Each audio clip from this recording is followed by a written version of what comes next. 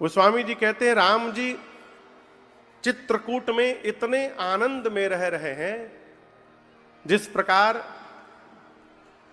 देवलोक में देवराज इंद्र मां सची और पुत्र जयंत के साथ रहते हैं।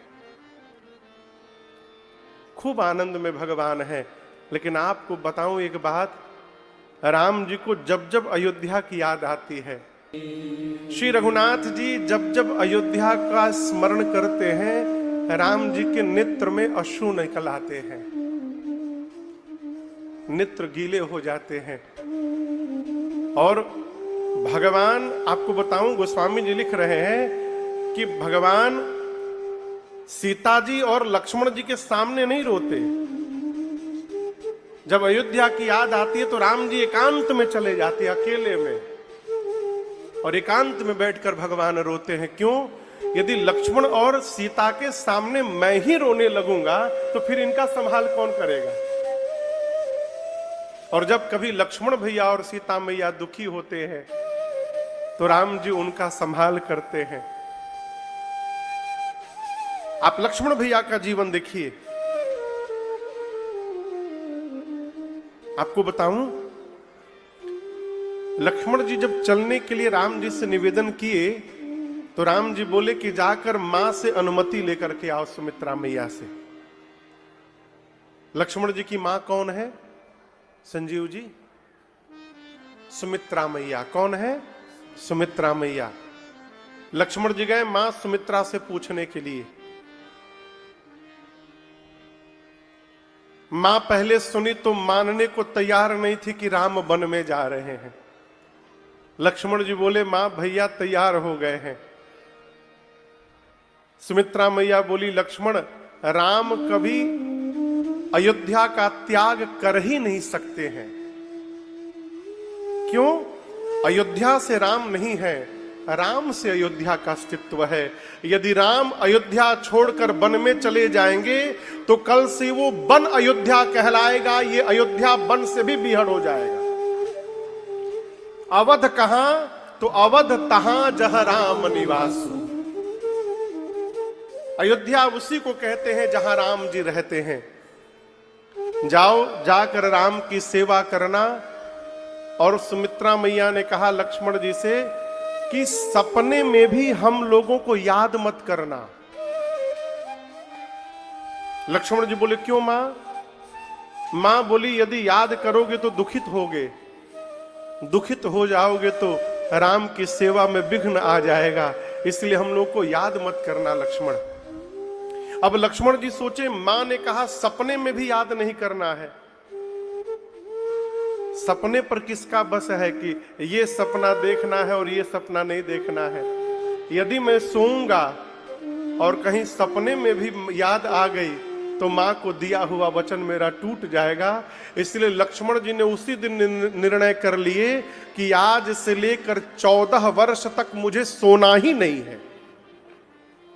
और आपको ऐसा उदाहरण पूरे धरती पर नहीं मिलेगा जहां एक भाई अपने भाई के लिए 14 वर्ष निद्रा का त्याग कर दे, निद्रा का। लक्ष्मण जी सोए नहीं, दिन रात जगे रहे। लोग कहते हैं लक्ष्मण जी को शक्ति बाण लगा था, ये सत्य है। लेकिन ये सत्य नहीं है कि संजीवनी बूटी आती तभी लक्ष्मण जी मूर्छा से जगते। राम जी चाह देते और लक्ष्मण जी न जगते। भगवान ऐसे पीठ थपथपाते और लक्ष्मण जी उठकर बैठ गए होते। राम जी ने क्यों नहीं जगाया?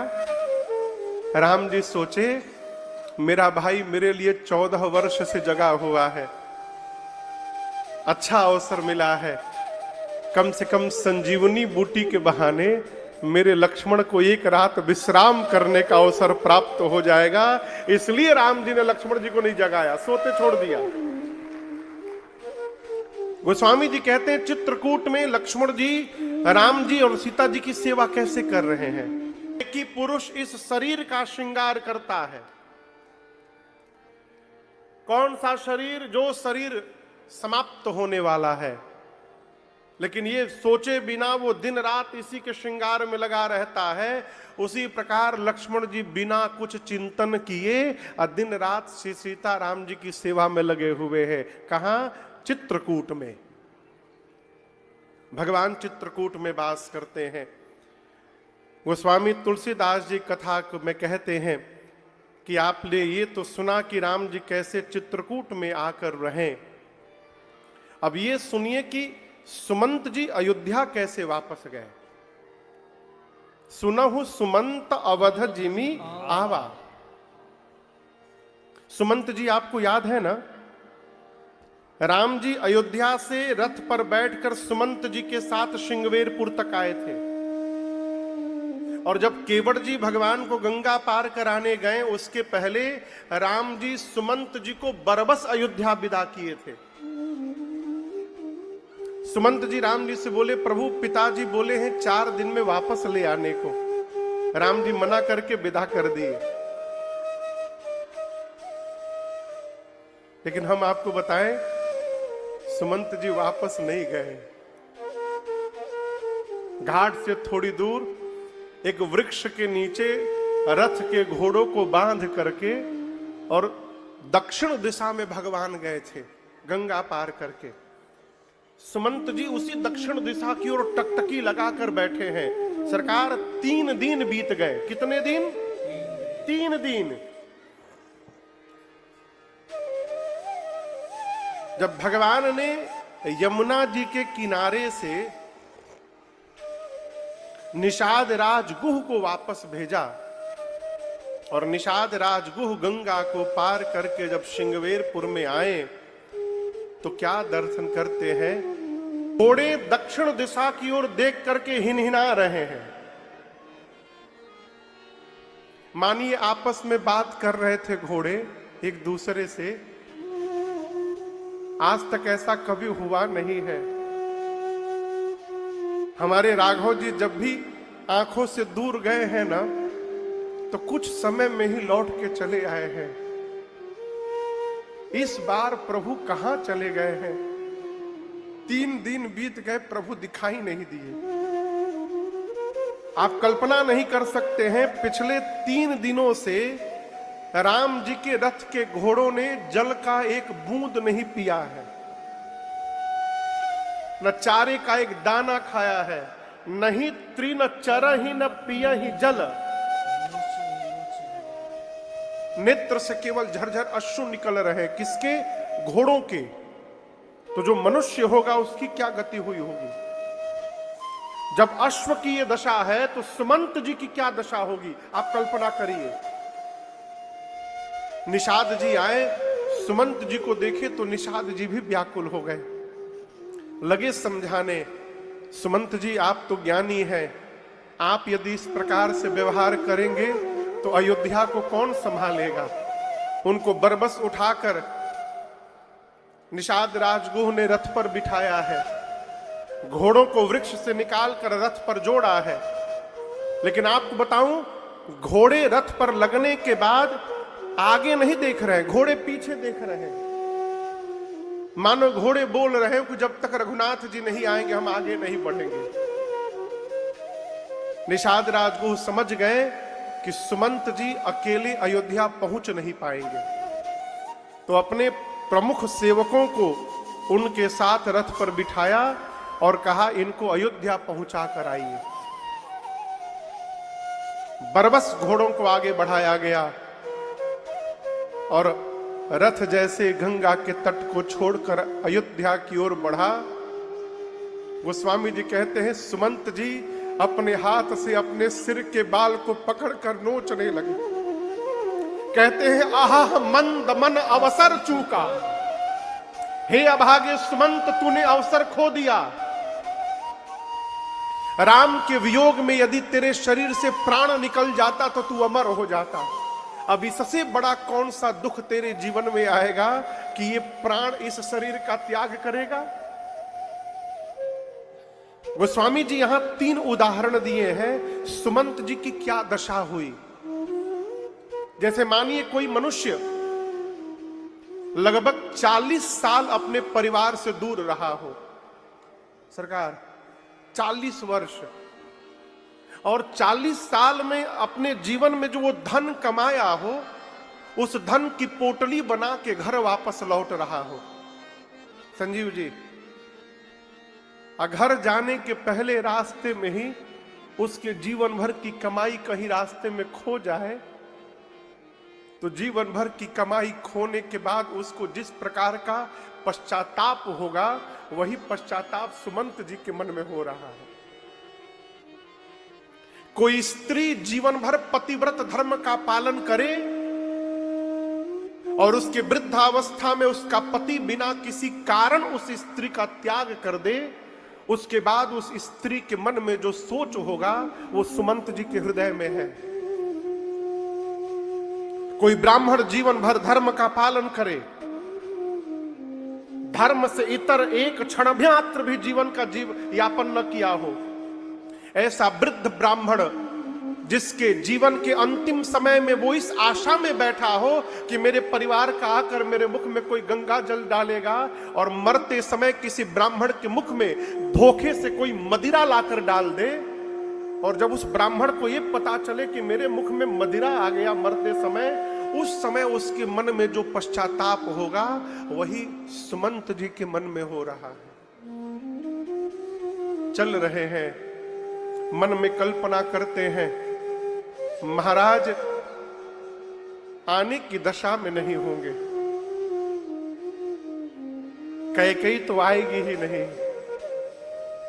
सुमित्रा आएंगी तो मैं समझा लूंगा, लेकिन सुमंत दिन भर चारा चरने के बाद जब शाम को बछिया अपने घर की ओर दौड़ती है तो उसकी आने की आहट पाकर खूंटे में बधी गाय जब हुंकार मारती है, उसी प्रकार मेरी आने की सूचना सुनकर यदि कौशल्या दौड़कर मेरे पास आकर पूछेगी मेरा राघव कहां है, तो मैं कौशल्या जी से क्या कहूंगा कि मैं उनके राघव को वन में छोड़ के चला आया।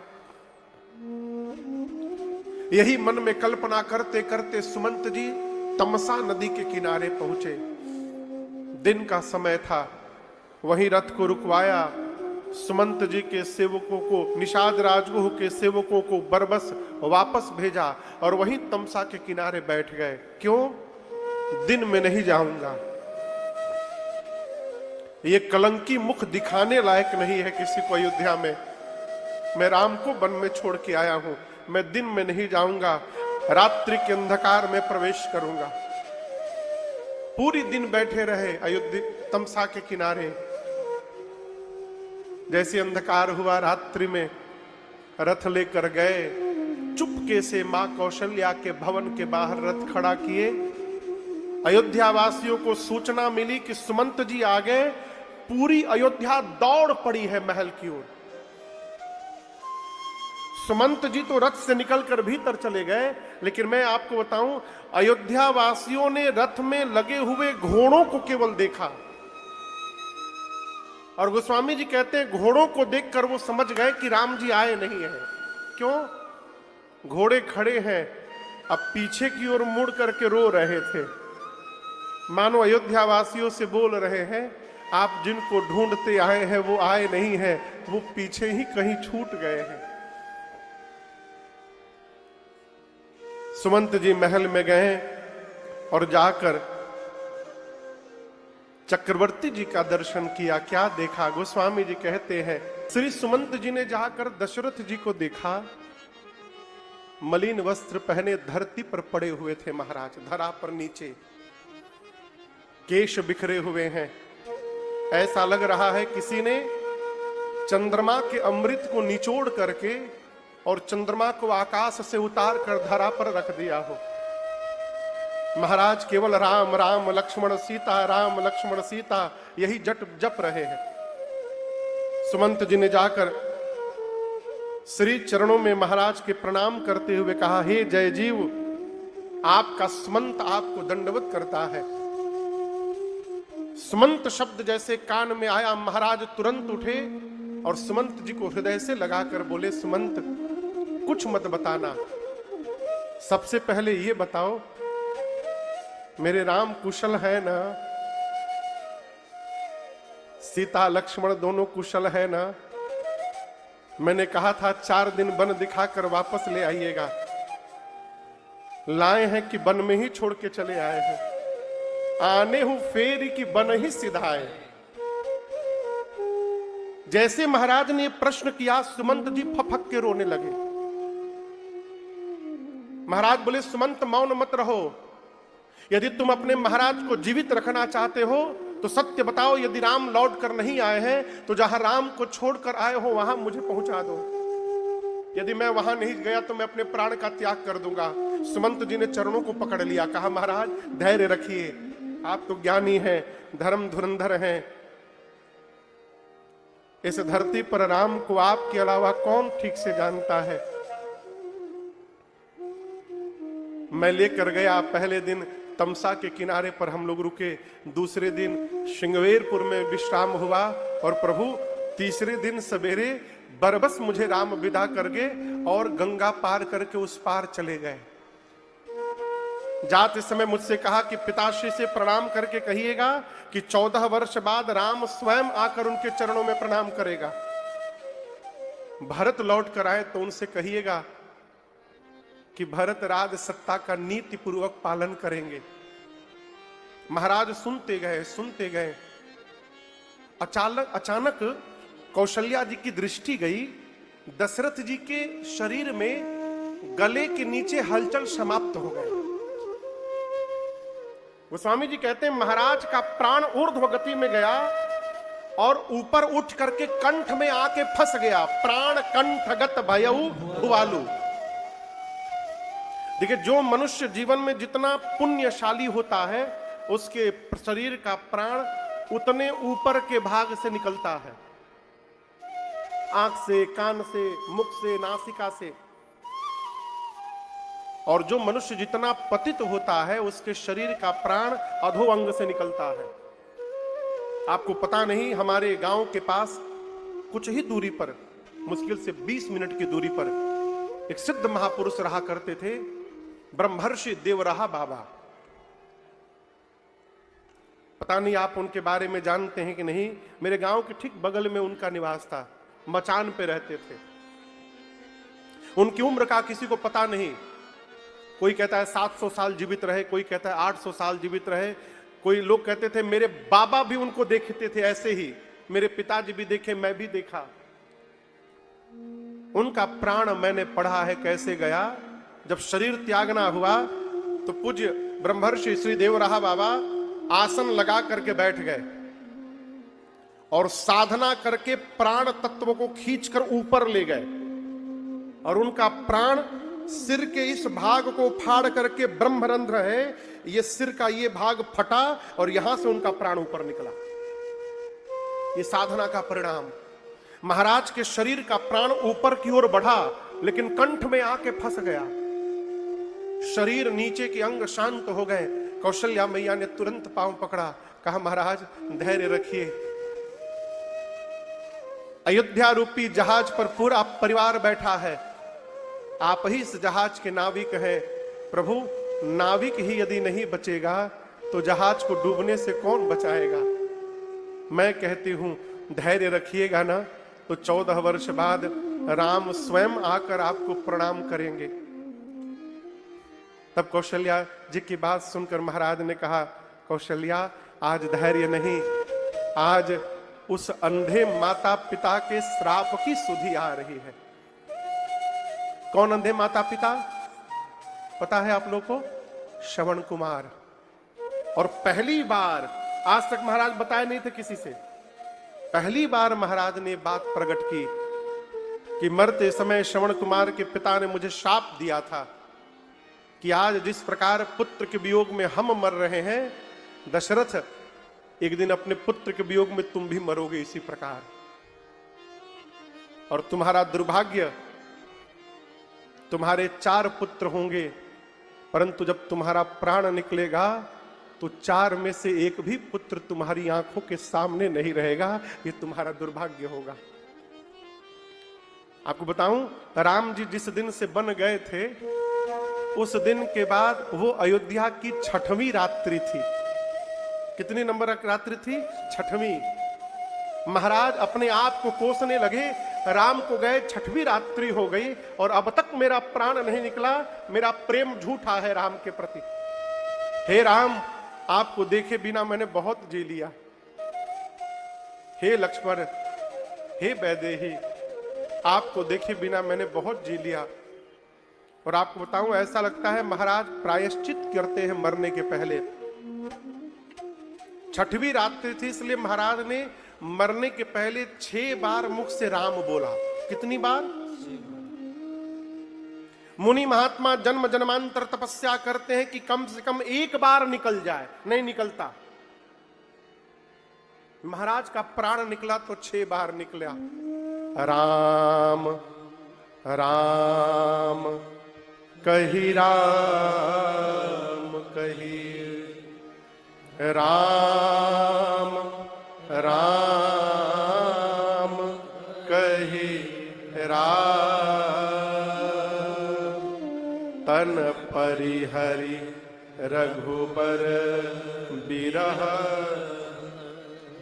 राम गयऊ सुरधाम। 6 बार मुख से महाराज ने राम राम राम राम राम राम कहा। और जैसे कोई तिनके का त्याग करता है, तिनका समझते? तिनका, यदि काले रंग का तिनका आपके इस सफेद कुर्ते पर बैठ जाए तो कोई भी ये विचार नहीं करेगा कि 5 मिनट बाद हटाऊं कि धीरे से हटाऊं। जैसे तिनका दिखाई दिया तुरंत हटाते हैं। जैसे हम तिनके का त्याग करते हैं, उसी प्रकार महाराज ने 6 बार राम कह के और अपने प्राण का तुरंत त्याग कर दिया। प्रिय तन तृण इव परिहरे, महाराज ने प्राण छोड़ दिया अपना। गोस्वामी जी कहते हैं, चक्रवर्ती जी ने जीने और मरने दोनों का फल पाया। जन्म, महाराज ने जीने और मरने का दोनों फल पाया। कैसे? जब जीवित रहें, जब तक राम जी को देख देख कर जीवित रहें, और जब जगत से महाराज विदा लेकर गए तो राम जी को स्मरण करते करते चले गए। यही जीने का और मरने का परम फल है। जब तक आंख से दिखाई दे रहा है, भगवान को निहार लीजिए, है? देख लीजिए, हो बगल में राम राजा सरकार विराजमान है। समय निकाल कर महीने महीने भर में जाकर दर्शन कर लीजिए। जब अखिया से रोशनी चली जाएगी तो मंदिर में जाने के बाद भी भगवान दिखाई नहीं देने वाले हैं। जब तक शरीर में सामर्थ्य है, भगवत नाम का उच्चारण कर लीजिए। क्या पता प्राण निकलते समय शरीर में सामर्थ्य रहे ही ना रहे, क्या भरोसा। महाराज जब तक जीवित रहे, राम जी को देखकर जीवित रहे। जब जगत से गए तो राम जी को याद करते करते गए। अयोध्यावासी कहते हैं, आज सूर्यवंश का सूर्य डूब गया। अथयौ आज भानुकुल भानु, माताएं विलाप करने लगी। गुरुदेव भगवान आकर ज्ञान उपदेश दिए हैं। महाराज के शरीर को नाव समझते हैं ना, नाव, एक नाव मंगाकर उसमें तेल भरवा करके और पार्थिव शरीर को उसमें रख दिया। क्यों? उस समय बर्फ तो होते नहीं थे और अग्नि देने के लिए 4 में से कोई पुत्र नहीं है, तो शरीर कैसे सुरक्षित रहेगा, इसलिए उसको तेल में डाल दिया। और दूतों को बुलाकर गुरुदेव ने कहा, आप लोग भरत जी के पास जाइए, ननिहाल में उनके जाकर केवल इतना कहिएगा कि गुरु जी ने याद किया है। कितना भी भरत जी पूछें, यहां जो घटा है वो न बताइएगा। यदि भरत को पता चल गया तो फिर भरत आने लायक नहीं रहेंगे वहां से।